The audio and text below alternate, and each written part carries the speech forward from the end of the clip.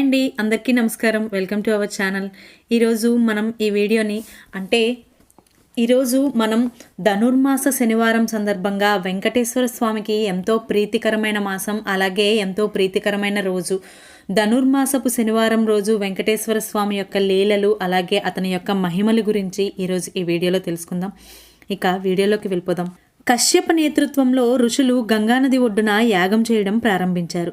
ఈ సమయంలో నారద మహర్షి వారిని సందర్శించి యాగం యొక్క ఉద్దేశము మరియు దానిని ఎవరికి అంకితం చేశారో అని అడిగి తెలుసుకున్నారు.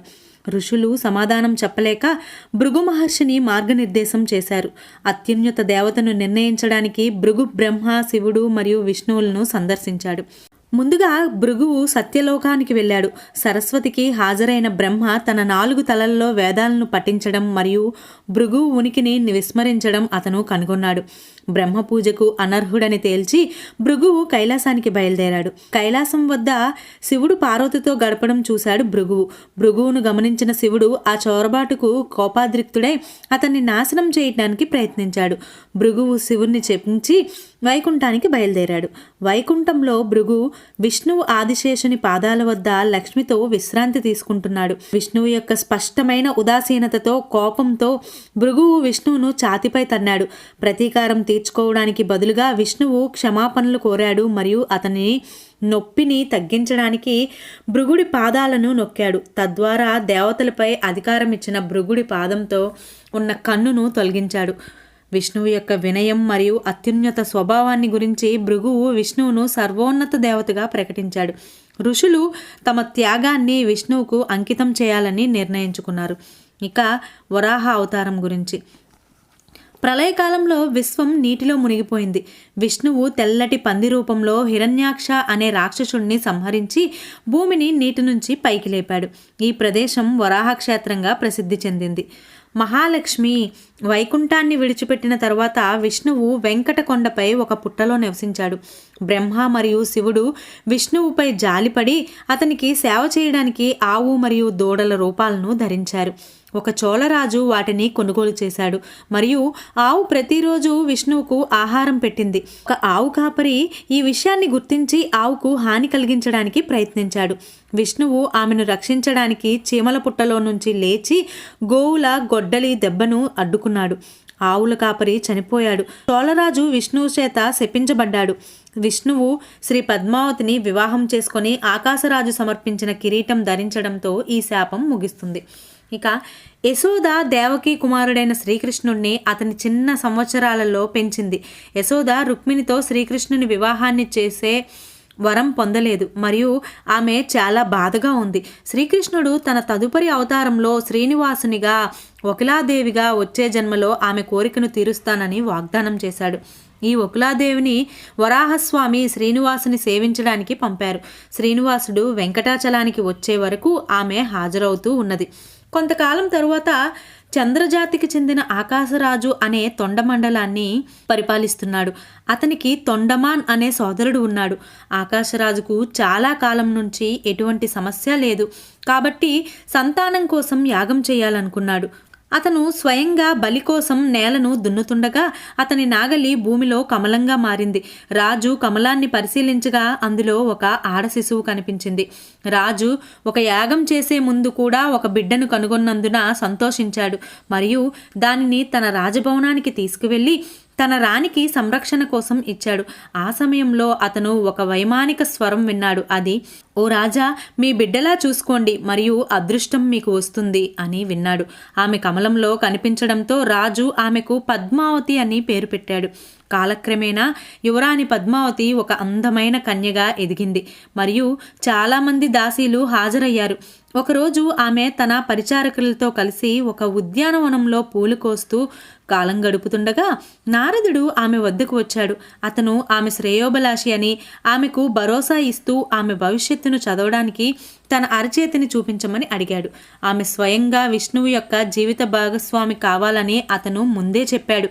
ఈ సమయంలో వేటకు వెళ్లిన శ్రీనివాసుడు కొండల చుట్టుపక్కల ఉన్న అడవుల్లో ఏనుగును తరిమి కొట్టాడు. వెంబడించడంలో శ్రీనివాసుణ్ణి ఒక తోటలోకి తీసుకువెళ్లారు. అక్కడ యువరాణి పద్మావతి మరియు ఆమె పరిచారికలు పువ్వులు కోరుతున్నారు. ఏనుగును చూసి వారితో పాటు వారి యువరాణిని కూడా భయపడిపోయారు. కానీ ఏనుగు వెంటనే వెనక్కి తిరిగి స్వామికి నమస్కారం చేసి అడవిలోకి వెళ్ళిపోయింది. శ్రీనివాస భగవానుడు గుర్రం మీద వచ్చి భయపడిన కన్యలను చూసి వారి చేత ప్రశ్నల వర్షం కురిపించాడు. శ్రీనివాస భగవానుడు వారికి తన జన్మ మరియు సంతానం గురించి వివరించాడు.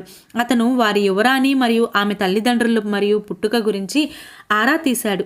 యువరాణి పద్మావతి కమలంలో జన్మించింది, ఆకాశరాజు యొక్క పెంపుడు కుమార్తె అని అతనికి తెలియగానే అతను ఆమెను ప్రేమించి యువరానికి అడ్వాన్సులు ఇచ్చాడు. అతను పని మనిషిచే రాళ్లను తిప్పికొట్టబడ్డాడు మరియు అతను అత్యవసరంగా గుర్రాన్ని విడిచిపెట్టి కొండలకు తిరిగి వచ్చాడు. అది నేల మీద పడింది. వకులాదేవి యథావిధిగా శ్రీనివాసునికి వివిధ రుచికరమైన వంటకాలతో కూడిన రాత్రి భోజనం తెచ్చింది. కానీ అతను ప్రేమ అనారోగ్యంతో మంచం మీద పడి ఉన్నాడని ఆమె గుర్తించింది. అతని అనారోగ్యానికి గల కారణం అడిగి తెలుసుకున్నారు. యువరాణి పద్మావతిని కాపాడితే తప్ప తనకు ఆరోగ్యం బాగోదని భగవంతుడు ఆమెకు తెలియచేశాడు.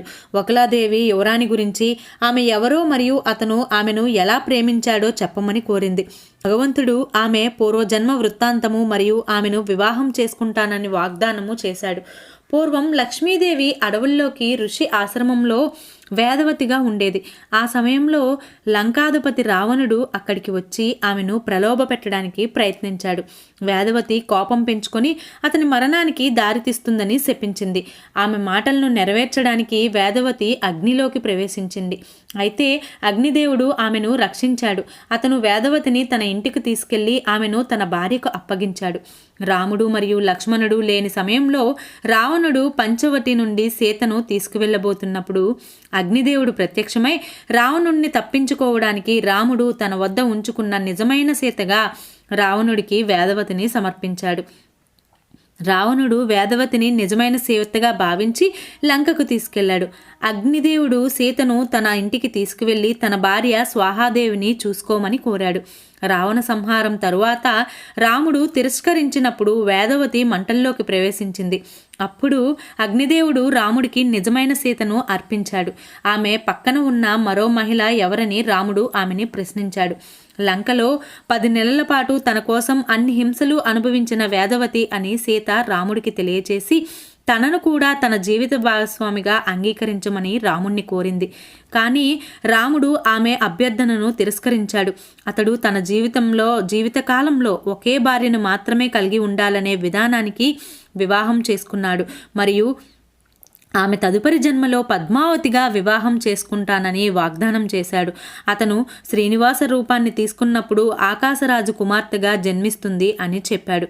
పద్మావతిని వివాహం చేసుకుంటే తప్ప శ్రీనివాసుడు సంతోషంగా ఉండడని వకులాదేవి భావించి ఆకాశరాజు మరియు అతని రాణి వద్దకు వెళ్ళి వివాహం జరిపించమని ప్రతిపాదించింది.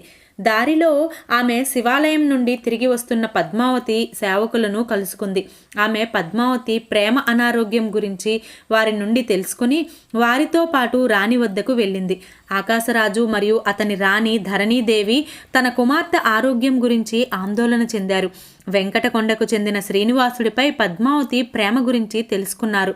ఆకాశరాజు వివాహం యొక్క ఔచిత్యాన్ని గురించి బృహస్పతిని సంప్రదించాడు మరియు వివాహం ఉత్తమమైనదని తెలియచేశాడు. వకులాదేవి నిష్క్రమించిన తరువాత శ్రీనివాసుడు శాంతించలేకపోయాడు. మిషన్లో ఆమె విజయాన్ని అతను అనుమానించాడు. అందుచేత అతను ఎరుకుల స్త్రీ రూపాన్ని ధరించి అదృష్టాన్ని చెప్పుకుంటూ రాజధాని వీధుల్లోకి ప్రవేశించాడు. పద్మావతి పరిచారికలు ఆమెను చూసి తమ రాణి సన్నిధానానికి ఆహ్వానించారు. రాణి నుండి ఆహ్వానం లేకుండా రాజభవనంలోనికి రావడానికి జాతకుడు సంకోచిస్తున్నాడని దాసి సేవకులు వెళ్ళి రాణికి తెలియజేశారు. రాణి తనంతట తానుగా బయటకు వచ్చి అదృష్టాన్ని రాజభవనంలోకి ఆహ్వానించింది. జాతకుడు యువరాణి అరచేతిని చూసి రాణికి పద్మావతి అస్వస్థతకు గల కారణాన్ని చెప్పి ఆమెను శ్రీనివాసునికి ఇచ్చి వివాహం చేయమని సలహా ఇచ్చాడు. శ్రీనివాస తరపున పద్మావతిని వివాహం చేసుకోవాలని అధికారంగా అభ్యర్థించడానికి త్వరలో ఒక మహిళ తన వద్దకు వస్తుందని ఆమె రాణికి చెప్పింది. జాతకుడు నిష్క్రమించిన తరువాత వకులాదేవి పరిచారికలతో సహా రాణి వద్దకు వెళ్ళి పద్మావతి దేవిని వివాహం చేయమని కోరడానికి తాను శ్రీనివాసుని నుండి వచ్చినట్లు తెలియచేసింది. బృహస్పతిని సంప్రదించి ఆకాశరాజు తన కుమార్తెను శ్రీనివాసునికి ఇవ్వాలని నిర్ణయించుకున్నాడు. మరియు వివాహానికి ముహూర్తం నిర్ణయించడానికి రాజభవన పురోహితులను పిలిపించాడు. ఆకాశరాజు తన మంత్రులకు మరియు ఇతర అధికారులకు తన ఉద్దేశాన్ని తెలియచేశాడు. వెంటనే యువరాన్ని పెళ్లి చేసుకోమని శ్రీనివాసుడిని పంపడానికి ఒక లేఖను రూపొందించాడు. ఆకాశరాజు లేఖను శ్రీనివాసునికి అందచేయడానికి సుఖమహామునికి అప్పగించాడు. సుకుడు వకులామాలికాదేవితో కలిసి వెంకటకొండకు వెళ్ళాడు. అతను శ్రీనివాస భగవానుడికి పత్రికను సమర్పించాడు.